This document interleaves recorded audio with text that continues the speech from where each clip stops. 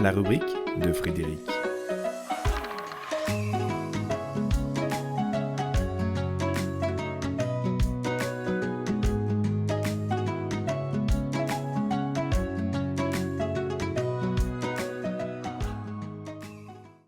Le dessous des cartes. Le dessous des cartes se dévoile si l'on s'emploie à les retourner, si la curiosité et l'envie de jouer nous animent et poussent à entreprendre de nouvelles parties. Or les parties sont multiples et variées. Certaines passent inaperçues, d'autres font semblant d'être en pause, d'autres encore se déroulent en secret, et les plus anodines s'exposent sans phare ni tromperie. Ainsi, chaque matin se profilent les dessous d'une journée. Mais prenons-nous le temps d'évaluer la façon dont ils vont colorer son déroulé. T'es-tu levé du bon pied? As-tu mis ta conscience en mouvement avant de le poser? T'es-tu dit « chouette, bienvenue à toutes les opportunités » ? As-tu le goût pour aborder ce qui forcément va se présenter? Et sauras-tu le voir avec un regard innocent? Car il se passe toujours quelque chose, en plein ou en manque, en positif ou en négatif, en filigrane ou en évidence.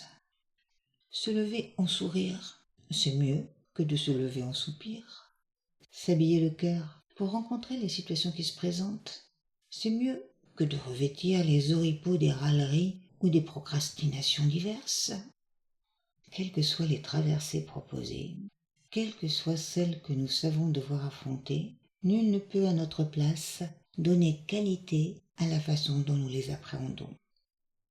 Dans ces choix entre futile et utile, entre inutile et important, qu'ériger en toile de fond et que définir comme objectif. Quel que soit le programme imposé, chacune peut l'interpréter avec brio en l'émaillant d'une perspective qualitative et d'une volonté de progrès.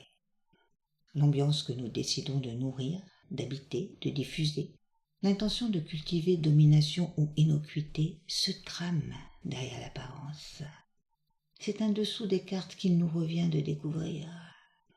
Cependant, cet aperçu n'est pas là pour juger de la nature bonne ou mauvaise de notre jeu, mais de notre faculté à doter la partie d'un air de joie, d'ennui, de hargne, de grogne, ou de tout autre état dont nous avons le secret. C'est cela qu'il convient de réaliser, pour comprendre que selon le dessous des cartes auxquelles nous souscrivons quotidiennement, nous avons tous et toutes la possibilité d'imprégner le monde d'effluves subtils ou nauséabonds, en le gratifiant d'élégance ou de négligence, d'espoir ou de défiance, d'engagement ou de passivité. Nous sommes les acteurs d'un jeu qu'il nous revient de mener à bien, non pour élever notre score particulier, mais pour coopérer au changement de climat et souffler un air ensoleillé sur des situations parfois inadéquates, voire souvent désolantes.